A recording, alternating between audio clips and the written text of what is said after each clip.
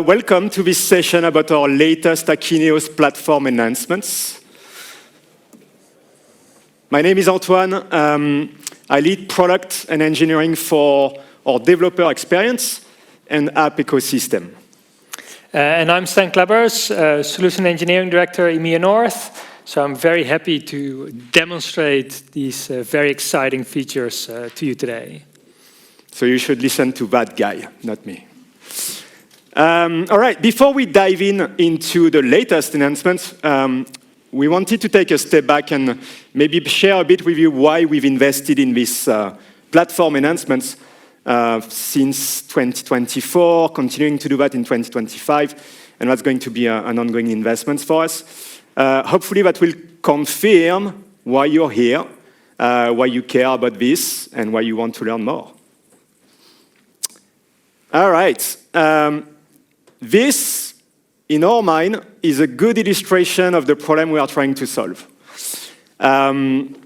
This is actually a real example of a digital architecture of one of our customers trying to enable product experiences across the board. I know we've talked a lot about AI this morning. I'm sure you've heard about it this afternoon. Manual, that you see in many boxes in there, is actually not an AI agent making data flowing nicely across the board. It is what you think it is. It is like people, teammates, actually going into systems and manually pushing data left and right. So jokes apart, that's an example, but we see that not as an exception. And the investments we've made and are going to continue making within our platform are really to address some of this chaos. These are some of the challenges we see resulting from this chaos. We see that quite a bit within some of our customer setup. Teams working in different platforms, siloed, not working together, not having visibility on the data that may be required for them to do a better job. We see that it's still hard for some of our customers to integrate the platforms within their ecosystem to get the right data flowing. We see slow updates of data propagating to the right places that it should. All of that results in that it's taking a long time sometimes to launch new products. We see still that the data may be inconsistent across platforms within the ecosystem of our customers. And all of that, at the end of the day, is resulting in a degraded customer experience. I don't know if that sounds familiar to you in some aspects. Maybe, yeah. And that's really what we are trying to address at Akeneo in general, but specifically within the platform team. We are really trying to make these go away in some fashion. We are investing in bringing the right interoperability between platforms, simplifying connectivity, so that at the end of the day, getting data out of Akeneo Product Cloud should be easy. Making updates to the right platforms where it's needed within your ecosystem should be close to real time. Getting data in the product cloud to make better decisions should also be something accessible to you. This morning, and actually maybe this afternoon if you attended the lab, you've seen PX Insights, right? And PX Insights is a great example for us of what we are trying to do, which is bring the right data into the product cloud so you can make better decisions and take the right action. So at the end of the day, you are offering the best product experience to your customers. All right, so that was for the why we are investing in these latest enhancements. Now let's talk about them and more interestingly, see them in action. So what we are going to cover for today is learn how you can customize the Akeneo UI, the product cloud experience. You've seen a preview of that this morning. You saw this preview and iframes sustainable data coming into the product cloud this morning, like in the keynote. We are going to talk more about that. We are going to talk about how real-time data updates are available also within the Akeneo product cloud, and we'll finish on covering how you can be more efficient at retrieving data out of the product cloud. All right. Let's start with UI extensions. For me, that's personally, I'm super excited about that. I know, and maybe it's the case in the room, some of our customers have started their journey, their PIM journey with us like years ago, and at the time they were working with us on an on-prem or PaaS implementation. And what was great with that was that you could customize the experience, right? At the end of the day, most of the time we are focusing on addressing 80% of the main use cases, right? So it's relevant for a lot of our customers. And PaaS was offering this way of customizing the rest, like addressing this and customizing the experience so you could address these edge use cases for you. Moving to a SaaS world, I'm excited to see that it's now possible. That's the whole idea of UI extensions, like bringing the best of the SaaS world and what customers liked with PaaS, where they could put their hands into it and customize it to their needs. Basically, that's what we are doing with UI extensions, bringing these two worlds together. It's just a start for us. We've started investing and releasing, actually, like a week ago, 3 ways to extend within our product cloud the UI experience. So we can now offer like buttons, types of extensions, where you can link, for instance, to an external system. The preview you saw this morning and what we are going to deep dive into is an example of that. You can also have a button which would take an action, for instance, from the product cloud. An example would be you are on a detailed product page, you can have a print button, and it will print a label, for instance, of your product page. And the last extensions we have made available is iframe. So that means that you can bring external data into the product cloud. Like this morning, we show an example with bringing sustainable data into the product cloud. We are going to see another example. All right, enough with the theory. I'm sure you're already excited to see it in action, hopefully. So Stan, I'll take it away. Here. And just to reiterate, I think this is a super exciting capability, right? As we say, we're really taking the holy grail of SaaS here, being able to customize it without giving up your always up-to-date Akeneo platform, which means no painful upgrades, but being able to customize that, I think it's amazing. So for that, indeed, we'll talk about 3 steps. First of all, we'll go a bit deeper in the product preview that the keynote covered, as well as to the so-called iframe here. And then we're going to do a quick look at how do we set this up in Akeneo as well. So for that, let me switch to the demo, and that is big enough for everyone. Great. This is the product grid. You all know it, I'm sure. Long story short, we're going to open a product, right? And in this product, you now know we've got this additional button. So this product preview button is there. For the rest, it's a completely standard, normal product, nothing new about it. So I'm going to click this product preview, and with that, I'm doing something that I didn't expect on the Akeneo Unlock stage, and I'm going to demo you something that isn't Akeneo. Because this is all a custom build, nothing to do with the way we work, right? And here we can now have a look, we can browse the product, we can make sure that this fits the way we want. Now the use case for this is indeed, a lot of our customers, perhaps some of you, you would like, after making changes to the product, to check it, how does it look on your website? Being able to do this is great because it's easier to spot mistakes, or perhaps you spot layout issues that you wouldn't see in the PIM, right? It's just data there, but here's it laid out in the way that you've got it. And I can check that, it all looks good, that's brilliant, but at the same time, this is the kind of stuff that is particularly well suited for a custom app. Because in the end, Akeneo would love to build something that looks like your website and all of your websites, but of course we cannot do that. It's too different, and it changes perhaps over time. So giving you the ability to do this, giving your partners the ability to work with this, means you can now get this capability that you do want, that you do need, without Akeneo having to build it as part of the platform. With that, let's jump back to the changes. We can make changes to this as well, right? So this is going to respond immediately to what we have. So if we say we change this to a $12 one, we can save that. And from there, we can now do a refresh of that, see if that change worked in the way that we want. For that, here we see perfectly fits in there. So being able to do this allows your end users, right? They don't see the difference. They don't know what is Akeneo and what isn't.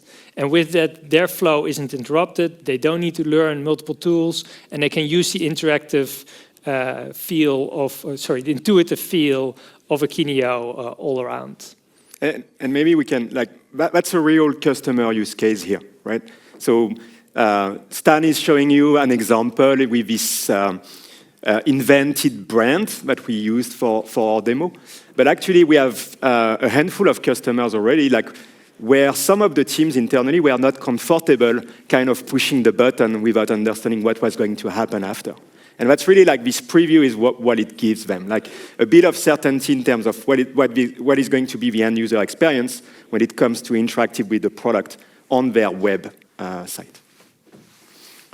Cool. So that was one great example.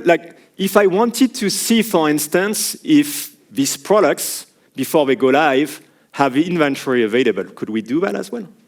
Well, let's have a look indeed. Let's find out together. When we go back, another topic, another example here is indeed, what if we want to have this inventory data? And inventory data is something that you may probably not have in Akeneo. You may have some of it, but a lot of customers, they don't hold inventory information in Akeneo. That doesn't mean it's not important for them to have access to that. So this is another example of how you can get access to external information, but all within the framework of Akeneo in the UI. So for the Akeneo experts, you may see on the screen already something new, or you may remember it from the keynote. But if we look left, we see here have now an extension sections. And here we see a specific extension, which is an inventory. And again, I'm going to demo you something that isn't Akeneo. Of course, it's made possible with Akeneo. And here we can see within the UI exactly what is the stock information for this product. We see the stock of New York, it's 61. We can see it for Buffalo, Rochester, etc., etc. So all this information, we can get it out, seamless, integrated with the rest of all the information that we have in the product, as if it's an attribute, as if it's a category in the same kind of location. Again, building on this idea that your end users, they can use the flow that they need for their work specific to your business and work fast with that. And all the same, you or your SIs can develop exactly the capability that they need. Now, we've called this an iframe before, and perhaps some people, if you know what it means, great. If you don't know what that means, it's a technical term, guess what? But it does get you to, give you full control of the layout of the information that is there, of where it gets that information from. And also to the example you saw this morning, be able to respond to actions if we may want to do something on the screen that is stored somewhere else or in Akeneo as well. Nice. Do you want, while we're on that, do you want to quickly show how easy it is to enable and disable an extension? Yeah, let's have a look, because that's indeed extremely simple right now. So we're still in the UI, but if we go to the system settings, probably not something you go every day, but it does exist there. We now have this UI extensions area.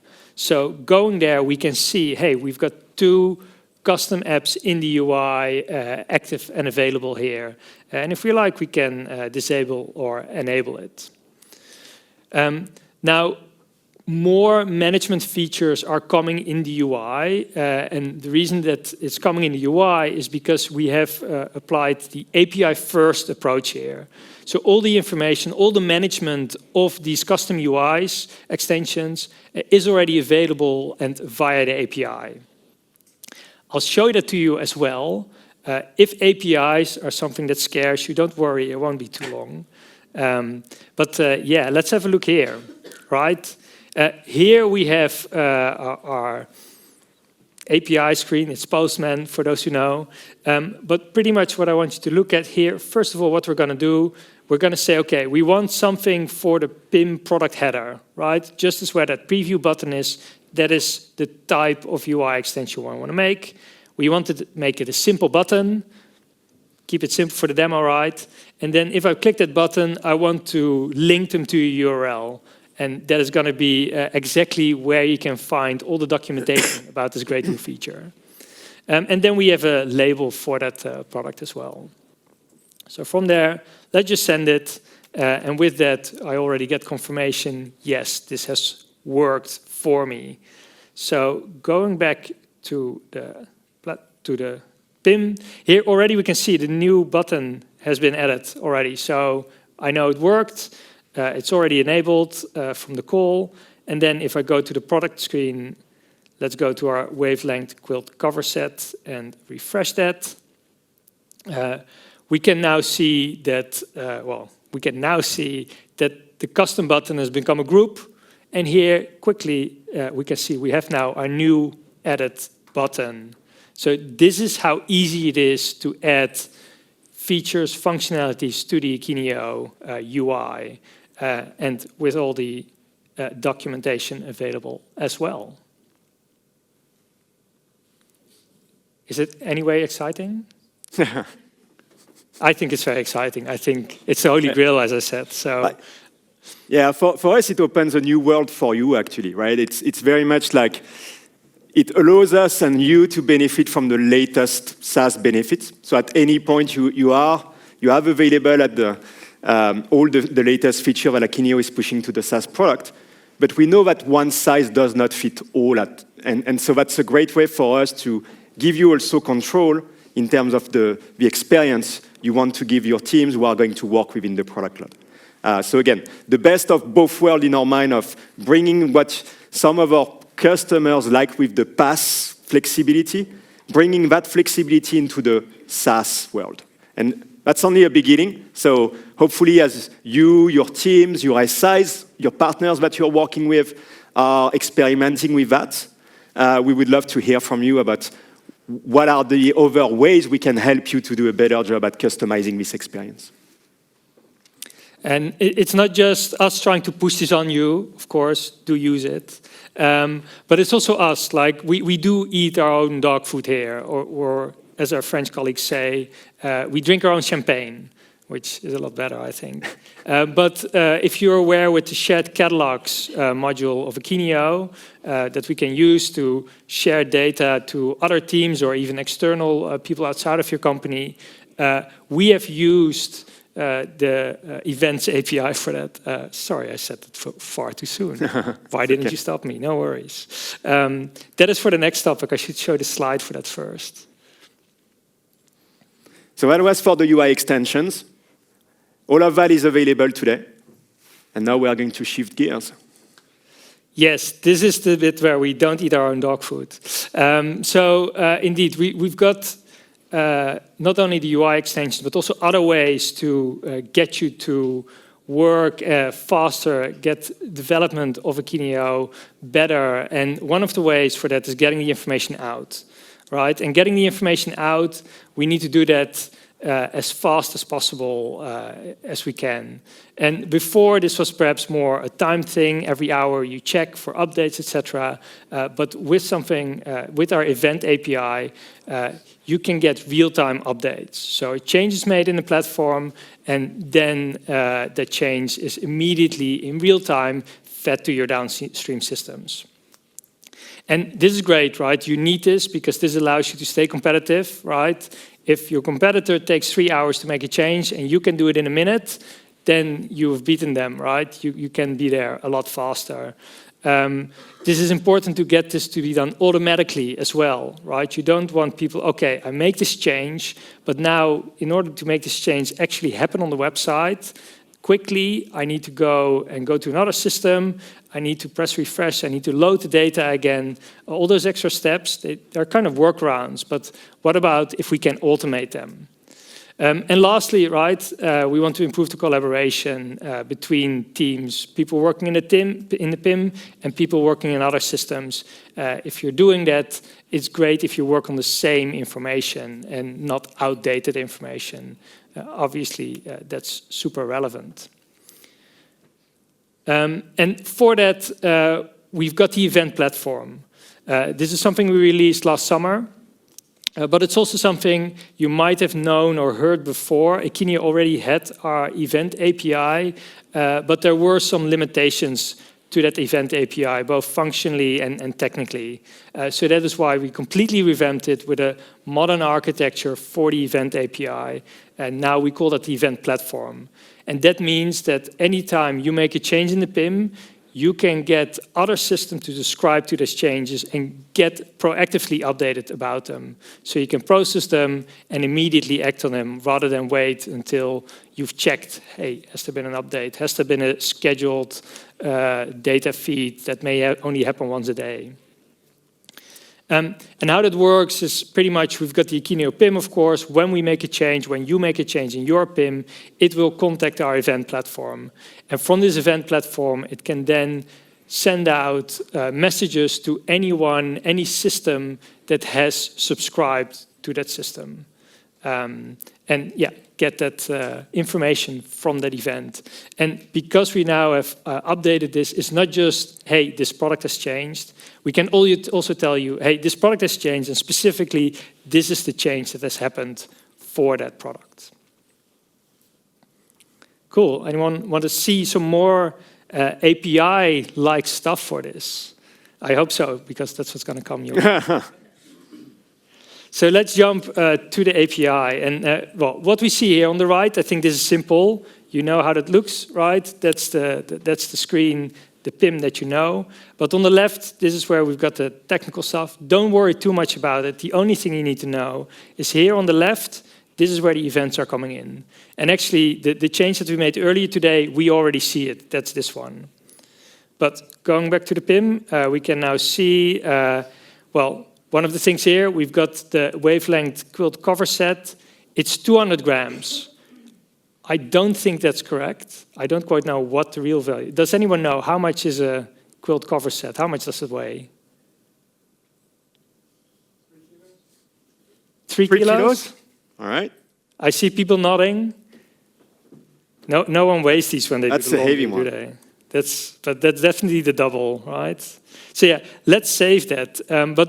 But while I click, don't look at the screen, don't look at my button, but look at the left of the screen, because this is where the event will happen. So I'll save it now, and that is already the event coming in, what you saw there. So this is, when I say real time, this is the speed we're talking about, right? More or less instant. As a human, blink it, and you will miss it.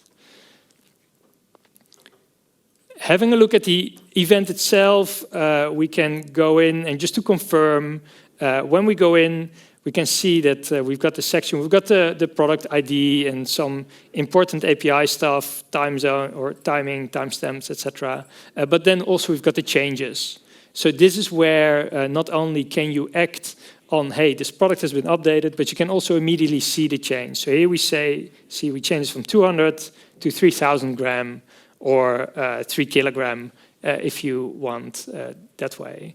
And this is important, right? Because when you make a call to the API, or when you get that information from the API, do you really want to then have to call more information from the platform? Probably not, right? With this delta, you can act on that information immediately.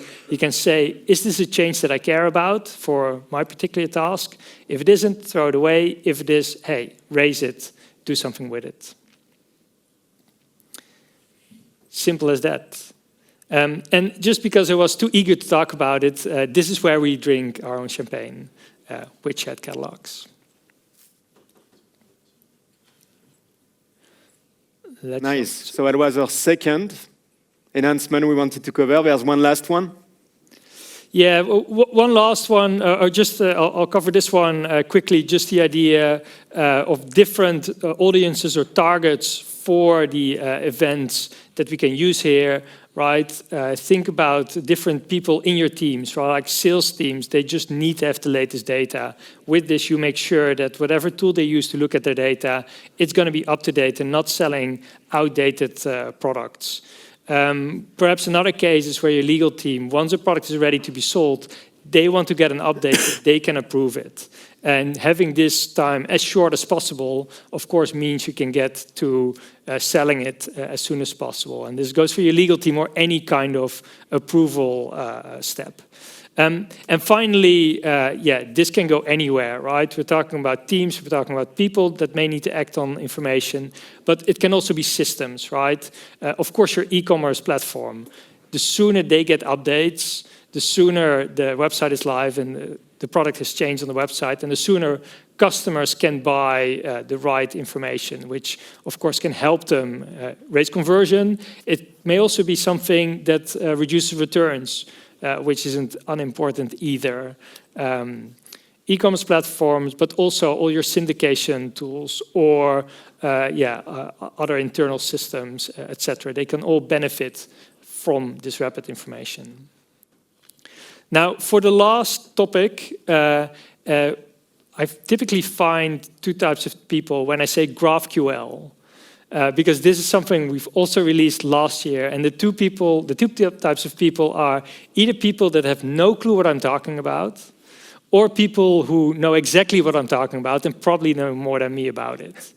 So I'm trying to address this for both groups today by quickly doing an introduction of why do we want this GraphQL thing in the first place. And for that, we need to look at how APIs work and how you would get information out of Akeneo or any other platform using the traditional REST API. Now, REST API is great, it works, it does what it needs to do. But if we are on the left side here, we are the integrator, the developer. We have a task. We need to collect product data for some system. For that, we first want to collect a list of products. And to do that, we make a call to the REST API to get a list of the products. That's great. Then we have a list of the products. And for each and every of those products, we then need to collect its attribute, for which we make a call to the API. We want to collect its family, which is a call to the API. And we want to make find its parent's product model, which is a call to the API. So that's a lot of calls to the API. And then finally, we've got a whole bunch of information from all those API calls, and we need to clean and filter them for what we want. Functionally, great, does what it needs to do. However, we can do better with GraphQL. So this is an extra step in between, but an automated step. So as an integrator, as the developer, I still have the same task, right? I need to collect the product data. But instead of all those queries, I make one query and I send that to GraphQL. And then GraphQL does all this, getting the separate calls, etc., etc. It makes them all in one go, and it groups that information together and puts it back. The upside of this is that with GraphQL, obviously for a developer making a new integration using Akeneo, they save a lot of time. They need to know less detail about Akeneo API, so it saves time on training. When they implement the code, when they write it, they can do this with fewer commands, with less complexity, so they save time there as well, implementing what saves cost on the implementation project. And then finally, when it's actually running in production, it's actually a bit faster to do it this way. Because instead of making a call, waiting for it to come back and sending another call, we can now all do it at one go. While GraphQL does some clever stuff with caching and speeding things up. And then using that, GraphQL also cleans it so that you only get back the information that you actually want, so you don't have to do that cleaning either. So yeah, a great way to simplify development, simplify the integration, which speeds up making it and also speeds up having it as that. And just as one example there, another case where we drink our own champagne, we wanted to make an SAP Commerce Cloud integration for our App Store. And we quickly realized that we could do this better and faster using GraphQL ourselves. And again, that led to having fewer but more complete and complex queries going out to SAP. It reduced all the additional calls that we otherwise have had to make, and all while having a lot less time cleaning up all that data. So that got us our SAP Commerce Cloud connection quickly and a lot easier than what we have managed without.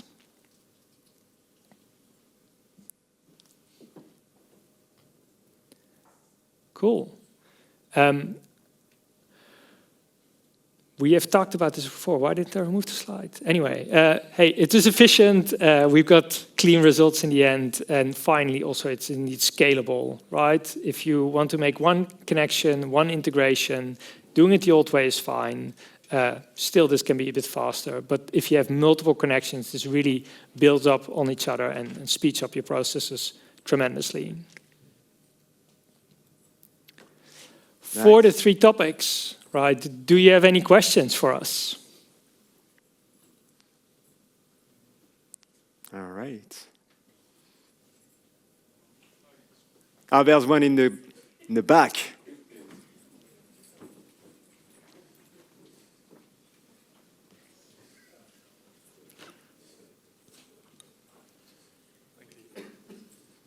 Hello. Just one question around the website preview button. If you had multiple websites for one product which was linking to, would you utilize the option to add additional buttons to that? That's a great question. That's definitely one way that will work, yeah. Cool, thank you. Well, yeah, you could do it in a few ways, but you could even build like this custom app to pass along the local where your, for instance, your PIM user is interacting in. And be able to adapt dynamically the content base there, for instance. Yeah. I'm curious, anyone has used through directly or like working with their partners these latest enhancements? Some of them have been available for a few months. Anyone? Yes? Which one? We're building the API, the events, the API. Nice. Okay, so the event platform. Yeah. Nice. All right. Yeah, if you want to move to the next one. Yeah, cool. At the end of the day, like as I was explaining, this is an ongoing investment. We are doing that to make sure that you have the right tools, that your partners have the right tools to extend the experience, make sure that the data is flowing simply in the right places within your ecosystem, that you can get data in to make better decisions. So it's a journey for us. So as hopefully you work with your partners, yourself, your IT teams, and start leveraging some of these latest enhancements, let us know how we are doing as well, right? Like we are always keen to hear about what works, but also what does not work, right? Where we can improve and provide you better tools to achieve your goals. That's, at the end of the day, that's why we are here, right? So that's it. There's a few left behind for you if you're interested. If it was not geeky enough for you, you can go in there, learn even more how to code against our APIs, get crazy, enjoy. And we have a few enablement sessions as well coming soon. Yes. So live trainings, masterclass in April. All right, thanks for bearing with us between us and the beers and the wine. It's coming soon. Not yet, though. We still have a few sessions. But yeah, any questions, don't hesitate to reach out. Again, at the end of the day, we want to hear from you because at the end of the day, we are building that so you can use it. Thanks a lot. Have a great end of the day. Enjoy the drinks.